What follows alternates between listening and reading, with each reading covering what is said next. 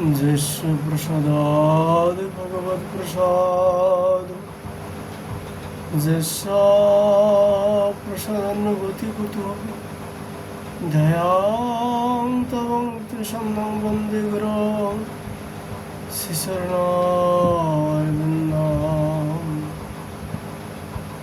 वराहभिरविरमं निर्गमतिलकं कुण्डलाकान्तगण्डं कञ्जकं कम्बकण्ठं किमतिशुभागमकं सौधर्यस्तिविनं श्यामं शान्तं त्रिभुवं गुरुविगुरुवसुतं वशीततं वैजन्तं वन्दे वृन्दावनस्थं सुपतिशतपुटं ब्रह्मगोपालविशं तप्तकंसनिभृं राधे वृन्दावनेश्वरी विश्वभानुसुतदेवितं नमे हरिप्रिये।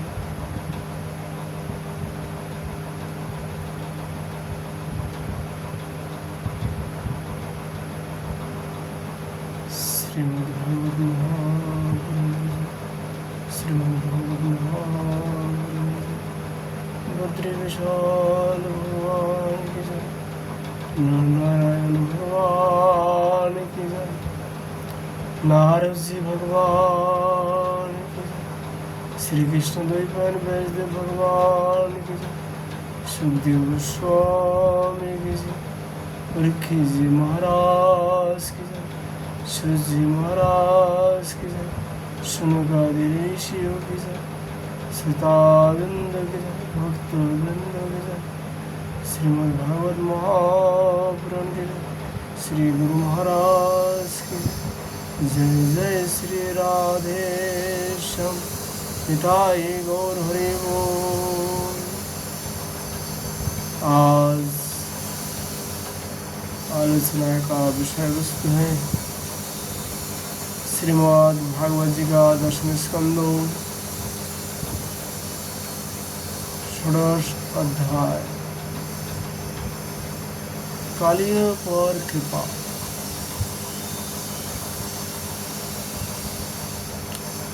श्री शुभवाच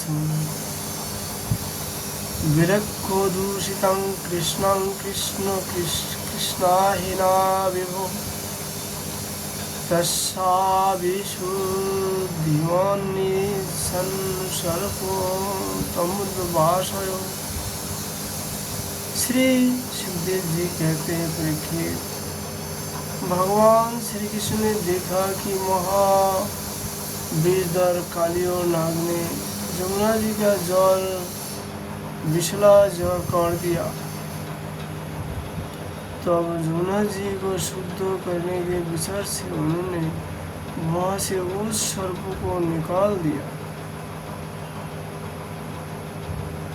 श्री राजवाच कथामंत जलगाधे निघ्रातुं भगवान हिम स्वावै बहु जुगवासं यथा आसीत् विप्रकथताम्। राजा परीक्षित ने पूछा, ब्राह्मण, भगवान श्री कृष्ण ने जमुना जी के अगाध जल में किस प्रकार उस सर्पों का दमन किया? फिर कालियो नाग तो जलचर जीव नहीं था, इसी दशा में वह अनेक युग तक जल में क्यों और कैसे रहा, सो बतलाइए। ब्रह्मस्वरूप महात्मन भगवान अनंत है, वे अपनी लीला प्रकट करके स्वच्छंद विहार करते हैं। गोपाल रूप से उन्होंने जो उदार लीला की है वह तो अमृत स्वरूप है, भला उसके सेवन से कौन तृप्ति हो सकता है। श्री शुगोवाच कलिंदं कार्यशासिदध्रात् क्वचिद् विषग्नेन सर्पमाणापया यस्मिन् पतन्तु परेगा खगा।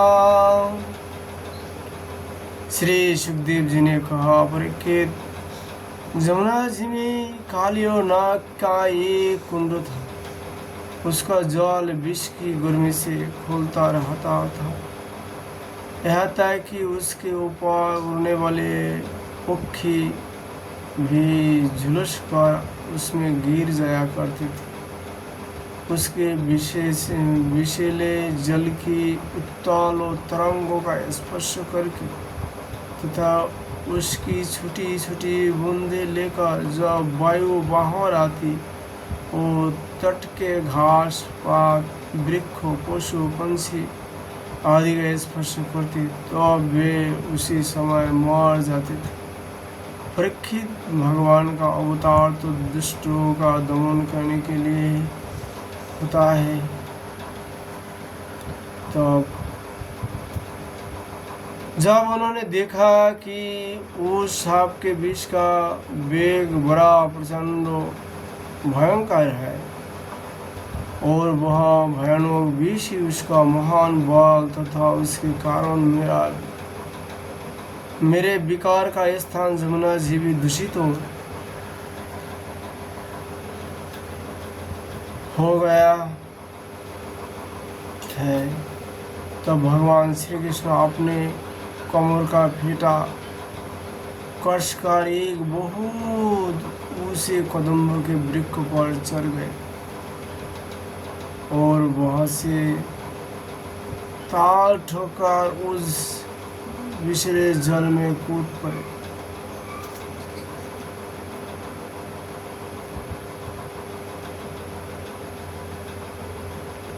जमुना जी का जल सांप के विष के कारण पहले से ही खोल रहा था। उसकी तरंग लाल पीली और अत्यंत भयंकर उठ रही थी। पुरुषोत्तम भगवान श्री कृष्ण के कूद पड़ने से उसका जल और भी उछलने लगा। उस समय तो कालियोदह का जल इधर उधर उछल कर 400 हाथ के फैल गया। असिंत अनंत बलशाली भगवान श्री कृष्ण के लिए इसमें कोई आश्चर्य की बात नहीं है। प्रिय परीक्षित, भगवान श्री कृष्ण कालियोहित में कूदकर अतुल बलशाली मद वाले गजराज के समान जल उछलने लगी। इस प्रकार जल क्रिया करने पर उनकी भुजाओं की टक्कर से जल में बड़े जोर का शब्द होने लगा। आँख से ही सुनने वाले कालियो नाग ने वह आवाज़ सुनी और देखा कि कोई मेरे निवास स्थान का तिरस्कार कर रहा है। उसे यह सहन न हुआ। वह सिर कर भगवान श्री कृष्ण के सामने आ गए। उसने देखा कि सामने एक सलोना बालक है। वर्षाकालीन मेघ के समान अत्यंत सुकुमार शरीर है। उसमें लगकर आके हटने का नाम ही नहीं लेती। उसके वक्ष पर एक सुनहली रेखा श्री वर्ष का चिन्ह है और वह पीले रंग का वस्त्र धारण की हुई है। बड़े मधुर व मनोहर मुख पर मंद मंद मुस्कान अत्यंत शोभायमान हो रहा था। चरण इतनी सुकुमार और सुंदर है मानो कमल की गद्दी हो। इतना आकर्षक रूप होने पर भी जब कालियो नाग ने देखा कि बालक तनिक भी न डर कर इस विषैले जल में मौज से खेल रहा है तब उसका क्रोध और भी बढ़ गया। उसने श्री कृष्ण के समर्थ मर्म स्थान में डस कर अपने शरीर के बंधन से उन्हें जकड़ लिया। भगवान श्री कृष्ण नाग पर्श में बध कर निश्चित हो गए। यह देखकर उनके प्यारे सखा ग्वाल बहुत ही पीड़ित हुए और उसी समय दुख हो पश्चाताप और भय से मूर्छित होकर पृथ्वी पर गिर पड़े, क्योंकि उन्होंने अपने शरीर सहित धन संपत्ति स्त्री पुत्र भोग और कामनाएं सब कुछ भगवान श्री कृष्ण के समर्पित कर रखा था।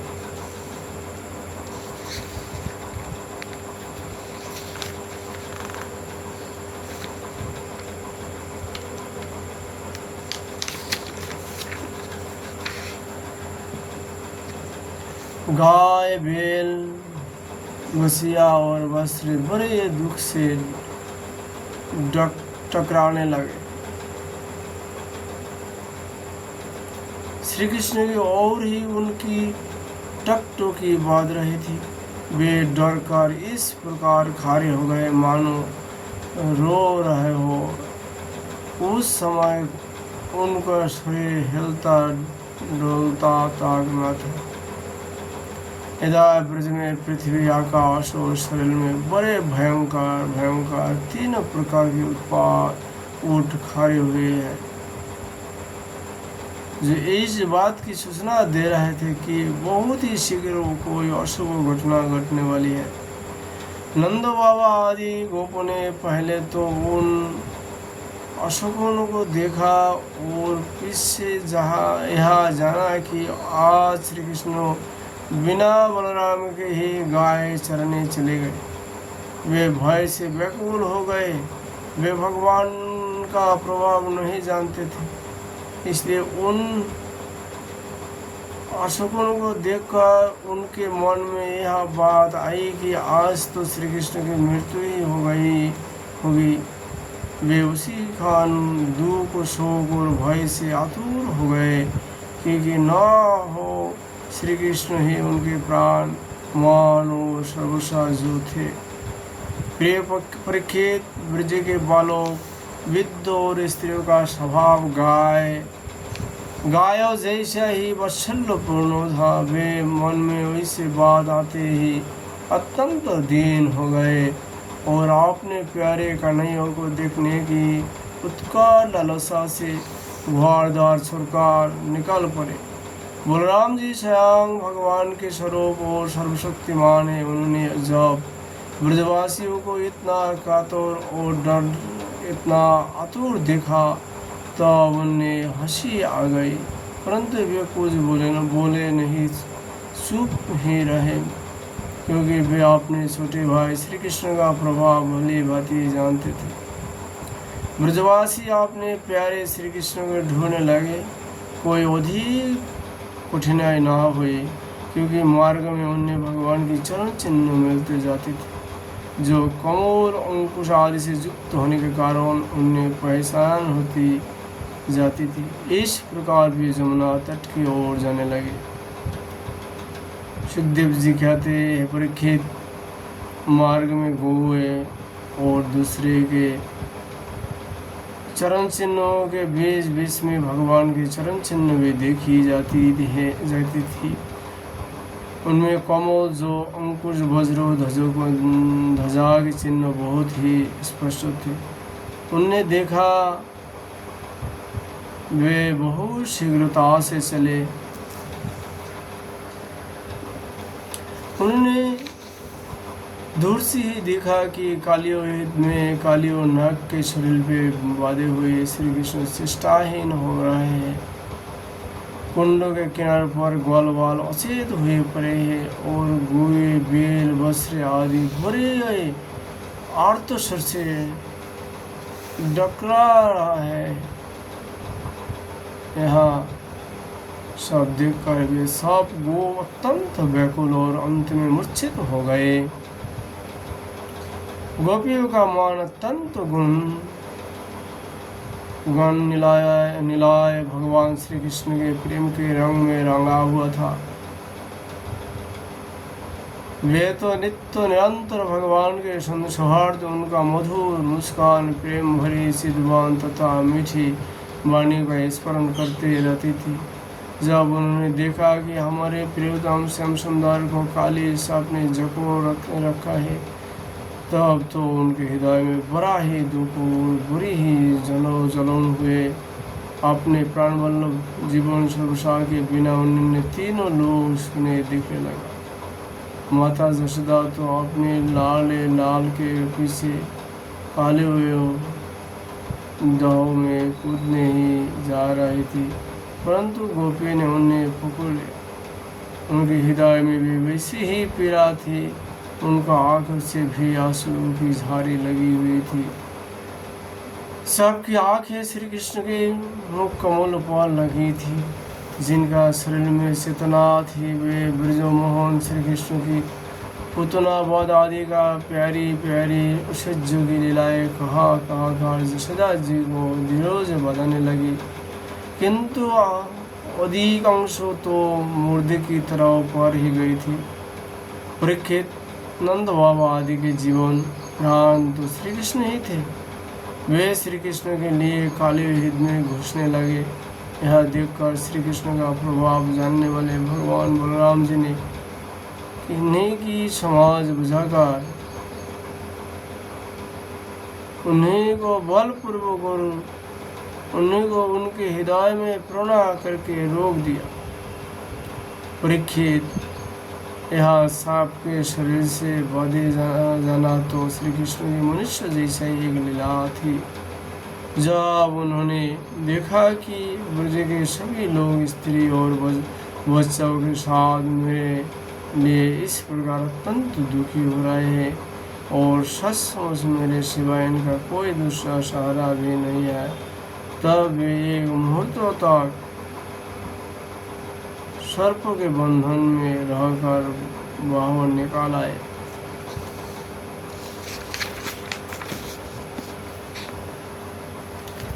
भगवान श्री कृष्ण उस समय अपना शरीर फुलाकर खूब मोटा कर लिया।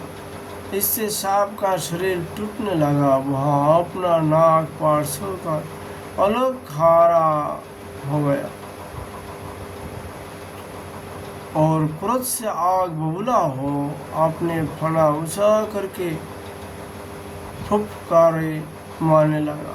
घात मिलती ही श्री कृष्ण पर चोट करने के लिए वह उनकी ओर टकटकी लगाकर देखने लगा। उस समय उसके शतन से विषय की फुहारें निकल रही थी। उसकी आंखें स्थिर थी और इतनी लाल लाल हो रही थी मानो भट्टी पर तपाया हुआ खपरा हो। उसके मुंह से आग की लपटें निकल रही थी। उस समय कालियो नाग अपनी दोहरी जीभ लपलपाकर अपने होठ के दोनों किनारों को चाट रहा था और अपनी करार आंखों से विष की ज्वाला उगलता जा रहा था। अपने वाहन गुरु के समान भगवान श्री कृष्ण उसके साथ खेलते हुए फितरा बदलने लगे और वह सांप भी उन पर चोट करने का दाव दिखाता हुआ फितरा बदलने लगा। इस प्रकार फितरा बदलते बदलते उसका बल क्षीण हो गया। तब भगवान श्री कृष्ण ने उसके बड़े बड़े सिरों की तनिक दबाई दिया और उछाल कर उन पर सवार हो गए। काले और नाग के मस्तक पर बहुत सी लाल लाल मणियाँ थी। उनके स्पर्श से भगवान सुकुमार लतों की लालिमा और भी बढ़ गई। नृत्य गान आदि समस्त कलाओं के आदि प्रवर्तक भगवान श्री कृष्ण उसके सिर पर कलापूर्ण नृत्य करने लगा। भगवान के प्यारे भक्त गंधर्व सिद्ध देवता चारों दिवंगनाओं के जब देखा कि भगवान नृत्य करने चाहते हैं, तब वे बड़े प्रेम से मृदंग ढोल नगरे आदि बजे बजाते हुए सुंदर सुंदर गीत गाते हुए पुष्प की वर्षा करते हुए और अपने को निशावार करते हुए भेंट लेकर उसी समय भगवान के पास आ पूछे। परीक्षित, कालियो नाग के 101 सिर थे। वह अपने जिस सिर को नहीं झुकाता था उसी को प्रचंड दंडधारी भगवान अपने पैरों के सोच से कुचाल रहते हैं। इसी से कालियो नाग की जीवन शक्ति क्षीण हो चली। वह मुंह नथुन से खून उगलने लगा। अंत में चक्कर काटते काटते वह बेहोश हो गया।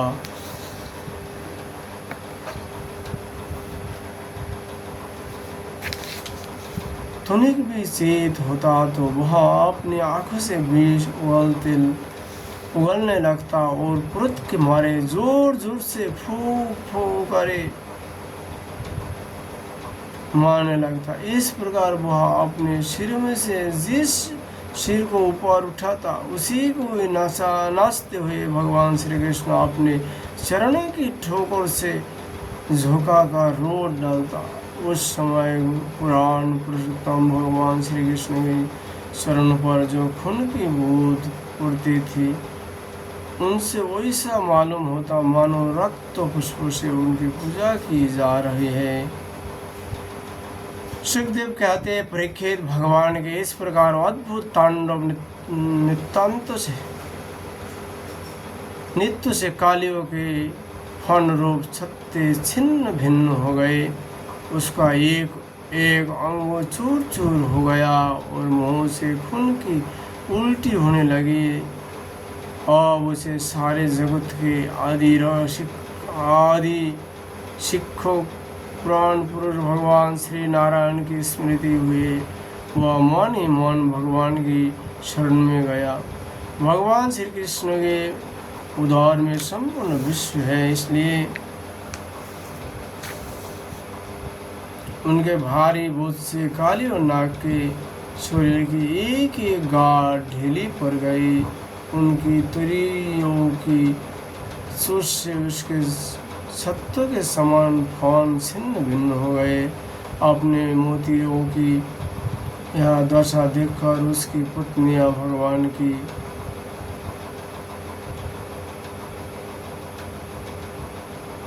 अपने पति की यह दशा देखकर उसकी पत्नियां भगवान की शरण में आई। वे अत्यंत आतुर हो रही थी।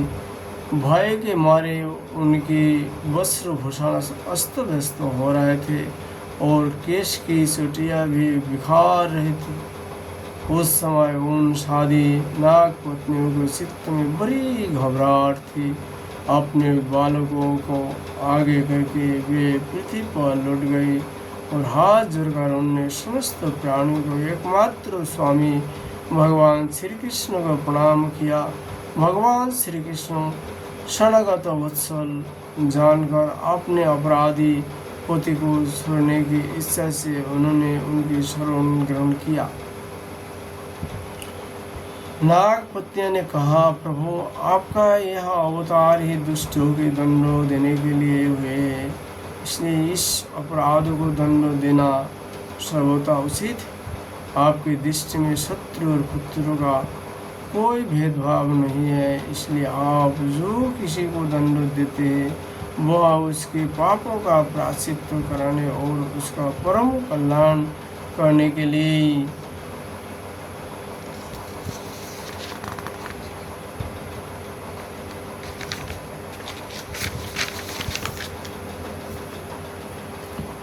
आपने हम लोगों पर यह बड़ा ही अनुग्रह किया। यह तो आपका कृपा प्रसादी है, क्योंकि आप जो दुष्टों को दंड देते हैं उससे उनके सारे पाप नष्ट हो जाते हैं। इस सर्पों के अपराधी होने में तो कोई संदेह ही नहीं है। यदि यह अपराधी ना होता तो उसी सर्पों की जूनी क्यों मिलती। इसलिए हम सच्चे हृदय से आपके इस कृत्य को भी आपका अनुग्रह ही समझती हो। अवश्य ही पूर्व जन्म में इसने स्वयं मान रहित होकर और दूसरों का सम्मान करते हुए कोई बहुत बुरी तपस्या की है, अथवा सब जीवों पर दया करते हुए इसने कोई बहुत बड़ा धर्म किया है। तभी तो आप इससे ऊपर संतुष्ट हुए, क्योंकि सर्व जीव स्वरूप आपकी प्रसन्नता का यही उपाय है। भगवान, हम नहीं समझता पाते कि यह इसकी किसी साधना का फल है। जो यह आपके चरण कमल की धूल का स्पर्श पाने का अधिकारी हुए है। आपके चरण की राज इतनी दुर्लभ है कि उनके लिए आपकी अर्धांगिनी लक्ष्मी जी को भी बहुत दिनों तक समस्त भोगों का त्याग करके नियमों का पालन करते हुए तपस्या करनी पड़ी थी। प्रभु, जो आपके चरण की धुलाव की शरण ले लेते हैं। वे भक्तजन स्वर्गों का राज्य जा पृथ्वी की बादशाह नहीं चाहते, न वे रसातल का ही राज्य चाहते, न तो ब्रह्मा का पद ही लेना चाहते हैं। उन्हें निमादि सुख सिद्धियों की भी चाह नहीं होती। यहाँ तक कि वे जन्म मृत्यु से सराने वाले कोई वल्ल मुखों की भी इच्छा नहीं करते। स्वामी या नागराज तमोगुनी जुनी में उत्पन्न हुए और अत्यंत क्रोधी है, फिर भी ऐसे आपकी वह परम पवित्र चरण राज प्राप्त हुए जो दूसरों के लिए सर्वदा दुर्लभ है, तथा जिसका प्राप्त करने की इच्छा मात्र से संसार चक्रों में पड़े हुए जीव की संसार के वैभव संपत्तियों की तो बात ही क्या, मोक्षों को भी प्राप्ति हो जाती है। प्रभु हम आपकी प्रणाम करते हैं। आप अनंत एवं अचिंत औषध के नित्य निधि है। आप सबके अंतकरण में विराजमान होने पर भी अनंत है। आप समस्त प्राणियों और पदार्थों के आश्रय तथा सब पदार्थ के रूप में भी विद्यमान है। आप प्रकृति से परे स्वयं परमात्मा है। आप सब प्रकार की ज्ञान और अनुभव की खजाने हैं। आपकी महिमा और शक्ति अनंत है। आपका स्वरूप अप्राकृतिक दिव्य चिन्मय है। प्राकृतिक गुण और विकार का आप कभी स्पर्श नहीं करते। आप ही ब्रह्म है। हम आपको नमस्कार कर रहे हैं। आप प्रकृति में क्षोभ उत्पन्न करने वाले काल है। काल शक्ति से आश्रय है और काल के खन कल्प आदि समस्त अवयवों के साक्षी है। आप विश्व रूप होते हुए भी इससे अलग रहकर उसके दृष्टा है। आप उसका बनाने वाला निमित्त कारण तो है ही, उसके रूप में बनने वाले उपादान कारण भी है। प्रभु पंचभूत उनकी तन्मात्राएं, इंद्रिया, प्राण, मन, बुद्धि और इन सब का खजाना चित्त, ये सब आप ही है। तीनों गुण और उनके कर्ज में होने वाले अभिमान के द्वारा आपने साक्षात्कार को छिपा रखा है। आप देश काल और वस्तु की सीमा से बाहर अनंत है।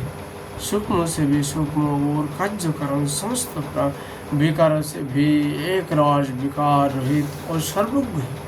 ईश्वर है कि नहीं, सर्वज्ञ है कि अल्पज्ञ इत्यादि अनेक मतभेदों के अनुसार आप ही उन मतवादियों को उन्हीं रूप में दर्शन देते हैं।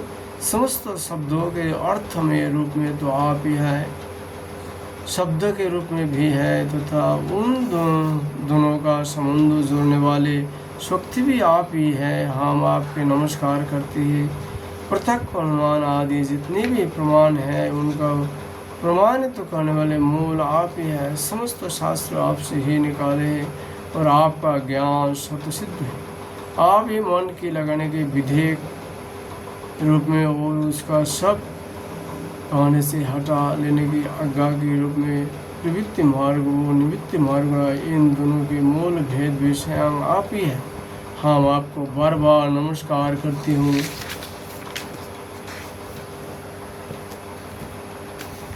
आप शुद्ध सत्वाय वसुदेव के पुत्र वसुदेव, संकर्षण एवं प्रद्युम्न आदि अनिरुद्ध भी है। इस प्रकार चतुर्भुज के रूप में आप भक्तों तथा जादवों के स्वामी है। श्री कृष्ण हम आपको नमस्कार करते हैं। आप अंतःकरण और उसके वित्तीय के प्रकाशों को होने के द्वारा आपने आपको ढक रखते हैं। उन अंतःकरण और वित्तीय के द्वारा ही आपके स्वरूप का कुछ संकेत भी मिलते हैं। आप उन गुणों और उनके वित्तीय की साक्षी तथा स्वयं प्रकाश है। हम आपको नमस्कार करते हैं। आप मूल प्रकृति में नित्य विहार करते रहते हैं। समस्त स्थूल और सूक्ष्म जगत की सिद्धि आपसे ही होती है। ऋषिकेश आप मननशील आत्माराम है। मौन ही आपका स्वभाव है। आपको हमारा नमस्कार है। आप स्थूल सूक्ष्म समस्त गतियों की जानने वाला तथा सबके साक्षी है। आप नाम रूपात्मक विश्व प्रपंच के निषेध किया अवधि तथा उसके अधिष्ठान के होने के कारण विश्व रूप भी है। आप विश्व के अभ्यास तथा अववाद के साक्षी हैं एवं अज्ञान के द्वारा उसकी शतभ्रांति एवं स्वरूप ज्ञान के द्वारा उनकी अत्यंतिक निवृत्ति भी कारण है। आपको हमारा नमस्कार है। प्रभु, जब भी कर्तव्य न होने के कारण आप कोई भी कर्म नहीं करते, निष्क्रिय हैं, तथापि अनादि का शक्तियों के स्वीकार करके प्रकृति की गुण के द्वारा आप इस विश्व की उत्पत्ति, स्थिति और प्रलय की लीला करते हैं। क्योंकि आपकी लीलाएं अमोघ है, आप सत्य संकल्प है, इसलिए जीवों के संस्कार रूप से छिपे हुए स्वभाव को अपने दृष्टि से जागृत कर देते हैं। त्रिलोक में 3 प्रकार की दुनिया है, सतोगुण प्रधान शांत, रजोगुण प्रधान अशांत और तमोगुण प्रधान मूर। वे सब की सब आपके लीला मूर्तियां हैं। फिर भी इस समय आपको सतोगुण प्रधान शांत जान ही विश्व विशेष प्रिय है, क्योंकि आपका यह अवतार और ये लीलाएं साधु जनों की रक्षा तथा धर्मों की रक्षा और विस्तार के लिए है।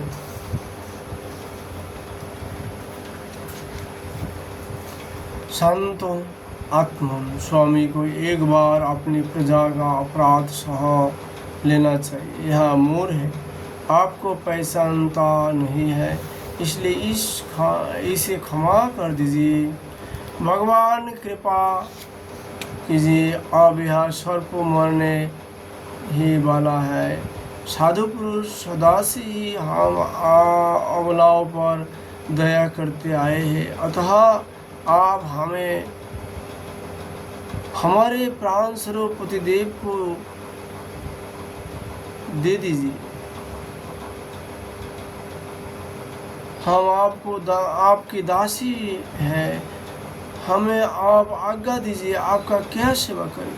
क्योंकि जो श्रद्धा के साथ आपकी आज्ञाओं का पालन, आपकी सेवा करते हैं, वह सब प्रकार की भय से छुटकारा पा जाता है। श्री सुखदेव जी कहते हैं, परीक्षित, भगवान की चरण की ठोकर से काली नाग के फान छिन्न भिन्न हो गए थे। वह बेसुध हो रहा था। जब नाग पत्नियों ने इस प्रकार भगवान की स्तुति की, तब उन्होंने दया करके उसे छोड़ दिया। धीरे धीरे काली नाग की इंद्रियों और प्राण में कुछ चेतना आ गई। वह बड़ी कठिनाई से श्वास लेने लगा और थोड़ी देर बाद बड़ी दीनता से हाथ जोड़कर भगवान श्री कृष्ण से इस प्रकार बोला। काली नाग ने कहा, नाथ, हम जन्म से ही दुष्टों, तमोगुणी और बहुत दिनों के बाद भी बदला लेने वाले बड़े क्रोधी जीव हैं। जीवों के लिए अपना स्वभाव छोड़ देना बहुत कठिन है। इसलिए कारण संसार के लोग नाना प्रकार के दुराग्रहों में फंस जाते। विश्व विदिता अपने ही गुणों के भेद से इस जगत में नाना प्रकार के स्वभाव, वृक्ष, बल, जोनि भी चित्त और आकृतियों का निर्माण किया है। भगवान, आपकी ही दृष्टि में हम सर्प भी हैं। हम जन्मों से ही बड़ी क्रोधी होती है। हम इस माया के चक्कर में स्वयं मोहित हो रहा है, फिर अपने प्रयत्नों से इस दुस्तास माया का त्याग कैसे करें। आप सर्वज्ञ और संपूर्ण जगत के स्वामी हैं। आप ही हमारी स्वभाव और इस माया के कारण आप अपनी इच्छा से जैसा ठीक समझे कृपा कीजिए, जा दंड दीजिए।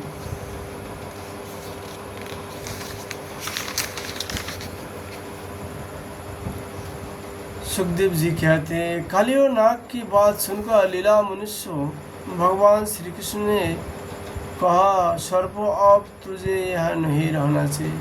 तू अपने जाति, भाई, पुत्र और स्त्रियों के साथ शीघ्र ही यहाँ से समुद्र में चला जा। अब गौ और मनुष्य जमुना जल का उपभोग करे। जो मनुष्य दोनों समय तुझको दिए हुए मेरी इस आज्ञा का स्मरण तथा कीर्तन करे, उसे सापों से कभी भय ना हो। मैंने इस काली हृदय में क्रिया की है, इसलिए जो पुरुष इसमें स्नान करके जल में देवता और पितरों का तर्पण करेगा एवं उपवास करके मेरा स्मरण करता हुआ मेरी पूजा करेगा, वह सब पापों से मुक्त हो जाएगा। मैं जानता हूँ कि तू गरुड़ के भय से रमणुक द्वीप सुरकार इस दाह में आ बसा था। अब तेरे शरीर मेरी चरण चिन्हों से अंकित हो गया है, इसलिए जा, अब गुरु तुझे खाएगा नहीं। सुखदेव जी कहते भगवान श्री कृष्ण की एक एक लीला अद्भुत है। उनके वैसा आज्ञा पाकर कालियो नाग और उसकी पत्नियों ने आनंद से भरकर बड़े आदर से उनकी पूजा की। उन्होंने दिव्यो वस्त्रो पुष्पमाला मुनि बहुमूल्यो आभूषण दिव्यो गंध चंदन और अति उत्तम कमल की मालाओं से जगत के स्वामी गरुड़ध्वज भगवान श्री कृष्ण का पूजन करके उन्होंने प्रसन्न किया। इसके बाद बड़े प्रेम और आनंद से उनकी परिक्रमा की, वंदना की और उनसे अनुमति ली। तब उन्होंने पत्नियों, पुत्रों और बंधु बांधवों के साथ रमणों द्वीप की, जो समुद्र में सर्पों के रहने का एक स्थान है, यात्रा की। लीला मनुष्य भगवान श्री कृष्ण की कृपा से जमुना जी का जल केवल विष ही नहीं बल्कि उसी समय अमृत के समान मधुर हो गया। इति श्रीमद् भागवते महापुराणे परमहंस संहिता दशम स्कंदे पूर्वार्धे काली मुख्य नाम षोडशोऽध्याय। आज हम लोग श्रीमद् भागवत जी का कथा यही विश्राम करता हूँ। राधा माधव का कृपा होने पर आभार आप लोगों के साथ हमारा साक्षात हो। जय श्री कृष्ण, जय श्री राधे।